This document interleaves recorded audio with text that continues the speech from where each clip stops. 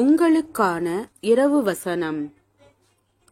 எல்லாரும் ஆச்சரியப்பட்டு, இது என்ன வார்த்தையோ, அதிகாரத்தோடும் வல்லமையோடும் அசுத்த ஆவிகளுக்கும் கட்டளையிடுகிறார், அவைகள் புறப்பட்டு போகிறதே என்று ஒருவரோடொருவர் பேசிக் கொண்டார்கள். அவருடைய கீர்த்தி சுற்றிலும் இருந்த நாடுகளில் உள்ள இடங்களிலெல்லாம் பிரசித்தமாயிற்று. பின்பு அவர் ஜெப ஆலயத்தை விட்டு புறப்பட்டு சீமோன் வீட்டில் பிரவேசித்தார். சீமோனுடைய மாமி கடும் ஜுரமாய் கிடந்தாள்.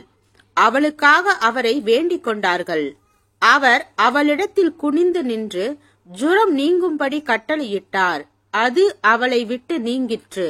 உடனே அவள் எழுந்திருந்து அவர்களுக்கு பணிவிடை செய்தாள்.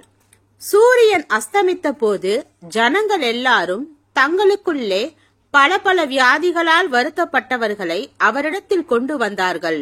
அவர்கள் ஒவ்வொருவர் மேலும் அவர் தம்முடைய கைகளை வைத்து அவர்களை சொஸ்தமாக்கினார்.